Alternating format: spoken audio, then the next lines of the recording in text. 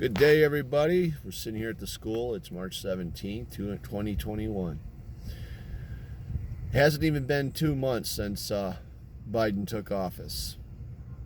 And we have much higher gas prices. We have higher medicinal prices, medicine. And we have a crisis at the border. And I want to talk to you mostly about the crisis at the border today.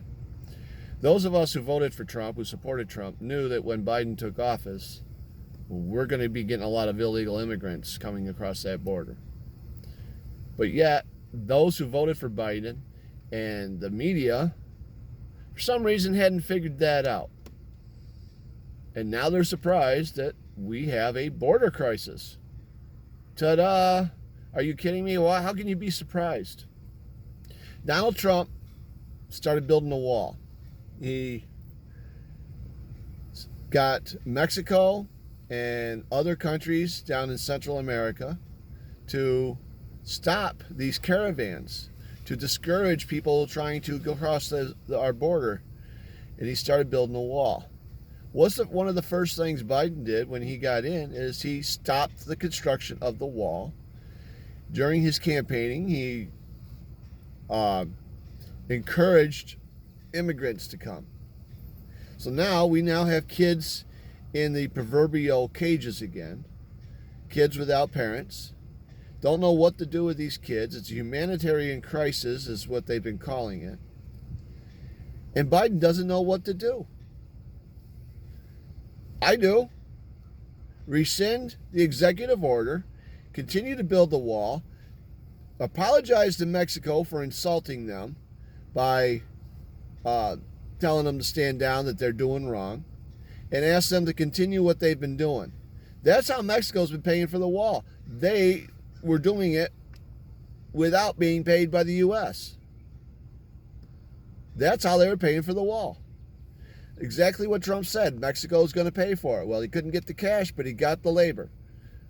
That's almost as good, if not better. So, how can you be surprised about this humanitarian crisis down at the border when you knew this was going to happen?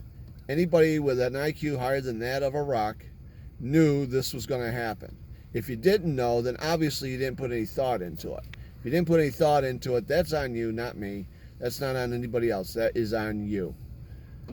The individuals that voted for him, this is on you. Now you all need to come up with a solution. I have a viable solution. Go back to building the wall. Go back to stopping the caravans before they get through Mexico. Build the wall. Yeah, a few are going to slip through, you're right. But not as many. Not as tall as that wall was, not as hard as it was to scale it. Put a stop to it before somebody gets hurt. We have an MS-13 member just taken in custody by New York State. Probably released too. But he committed a murder. He was an illegal. He's probably going to be released, allowed back into the public because he's an illegal and he gets a special treatment. You know what? It's nonsense. These people are coming in with COVID. These people are coming in with other diseases that have been almost eradicated out of our country. And they're just letting them through. You've got 160 Border Patrol officers babysitting children when they should be on the border stopping drugs, stopping human trafficking. Instead, they have to sit in there and watch these children until they figure out what to do with them. That's a waste of taxpayer money. Those facilities that they are using and the facilities they got to open up now, that's a waste of taxpayer money. If they turned them around and sent them back, we wouldn't have to pay for them. It's a waste of taxpayer money. We're $29 trillion in debt. And if we ain't there, we will be soon.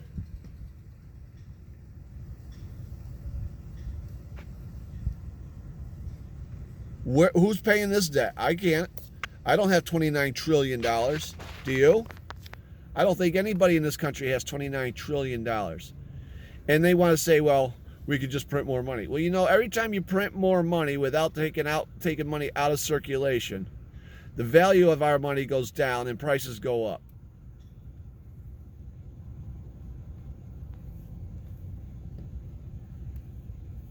And pretty soon, that paycheck that you were counting on won't be enough.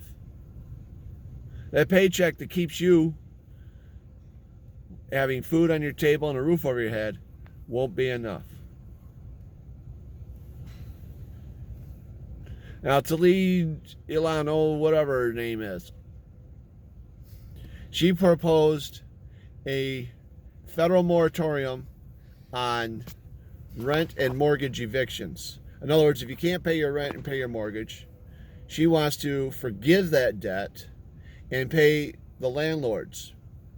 Well, that's all fine and dandy, but again, we're $29 trillion in debt. How long do you think it's going to be before our country collapses under its debt? Who's going to pay this $29 trillion? Again, I can't do it. I don't have $29 trillion. Caroline, do you have $29 trillion? Madison, do you have $29 trillion? No. I bet if you asked the person watching with you, or a buddy of yours, or a relative of yours, and you ask them if they got $29 trillion, I bet they're going to say no too. The only way they're going to be able to pay is to raise our taxes. Okay? Well, the more money the government takes, the less money we have to pay our bills, to buy food, to keep gas in our cars so we can go to work. If you can't go to work, how long do you think you're going to have a job? So now you're in a downward spiral. All because the government wants to allow illegals in, give them money they don't have coming, take care of them, give them a free ride.